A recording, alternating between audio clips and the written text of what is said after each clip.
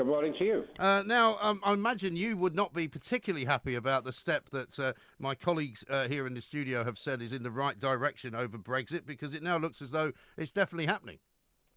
Well, it's actually, I'm not pouring cold water on it. It's a perfectly sensible thing to have done. It does mean that there is less risk of Britain just crashing out of the European Union without any kind of agreement, and that surely is in everybody's interest. But I don't think one should overstate the importance of it. All of the big difficult issues around what kind of trade arrangement we're going to get with the European Union, the key problem of Ireland, and much else. I mean, these are all being postponed. They've been kicked down the road, and they won't be resolved, in some cases, for a couple of years or so. So, no, it's a sensible step to avoid a complete breakdown and collapse, but it doesn't solve many of the problems which we're all worrying about. No, indeed. And certainly other guests that we've had on the show this morning so far, Sir Vince, have said basically that although this is a massive step in the direction of the eventual aim of Brexit, it's actually nothing, as far as Michel Barnier is concerned, is agreed until it's all agreed. That's correct. The British side have attached a lot of importance to having this transitional arrangement, notably because business groups have been saying that, look, unless we're given some kind of a certainty for the next couple of years, we're just going to walk.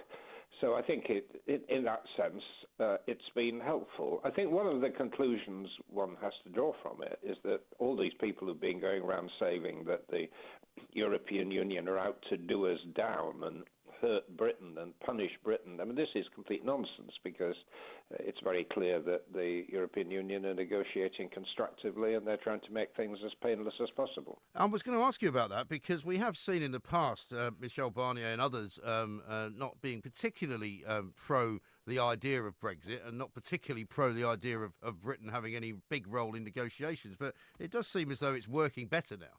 Well, it's always been my impression that this kind of propaganda that's built up in some of the extreme Brexit circles about the European Union trying to do us down was always wrong. And I think what this demonstrates today is exactly that. I mean, the problems still remain. I think we shouldn't get too carried away with this. I mean, absolutely no progress whatever has been made in resolving the Irish border issue. And the one way in which this could be solved is if within the next couple of months or so, Parliament were to vote to keep Britain within the customs union arrangements. That there is quite a strong head of steam in all parties, including quite a lot of rebel Conservatives. If that were to happen, that would remove many of the obstacles to getting an agreement with Ireland. Now, you've been positioning the Lib Dems as the only party for remaining in the European Union. Are you, in the light of this, having to now think about removing that particular position from your manifesto, as it were, and coming up with something more about perhaps a softening of the Brexit? Well, I mean, obviously a softer Brexit is better than a harder Brexit, but no, I think our position remains exactly what it was. We think that Britain would be better off inside the European Union than outside it, and we shall continue to argue that case, and we shall argue that when we know what the European Union deal involves, and we'll know more about that in the autumn, that it would be the best way of resolving it finally is for the British public to have a say on the final deal. They may well approve it. But, so you still say you're going to keep campaigning for a second referendum? Well, we don't call it a second referendum because we're not trying to just second-guess the last one. But I think when we know what Brexit involves, at the moment we don't, then the British public should sign off on it. They may say this is okay, this is what we voted for originally, we're perfectly happy, let's go ahead. Or they may say, no, we don't like what we've discovered and we'd rather stay inside the European Union. And it should be their choice. So then we shall continue to argue for that. Yeah, but I mean, some would say they've made their choice, really, wouldn't they? Well, some of them do, but I think large numbers of people on both sides, signed up to, if you remember, by quite a small majority, but anyway, signed up to the principle of embarking on Brexit. At the time, nobody knew what it involved. We're now beginning to get a clearer picture of what it involves.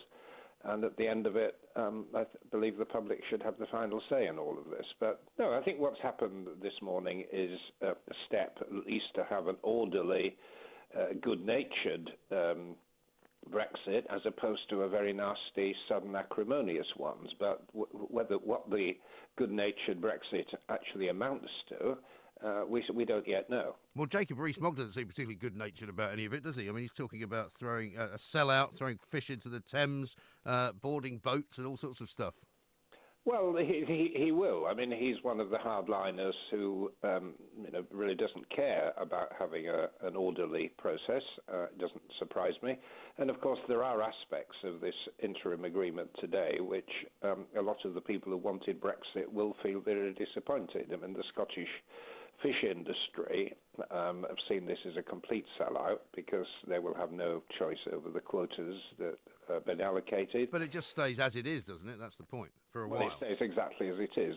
And so a lot of those people who were thinking we were going to get all kind of goodies out of Brexit are going to be disappointed. And that rather reinforces my view that we'd be better off in. But nonetheless, I'm as you can gather from the... But if you're better off in with... I'm trying to be constructive about it. Yes, no, I can see that. But if you're better off in where you're not happy about the terms, then surely you're better off out, aren't you?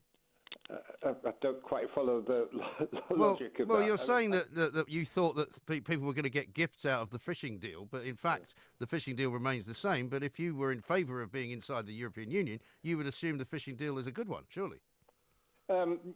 No, we didn't assume it was a good one. I mean, the whole point about the European Union, there are things that work to our advantage and some of the things that don't. Fishing was one of the areas where there was a lot of continuing dissatisfaction, but being inside puts you in a better position for negotiating these things. Well, we haven't managed it so far.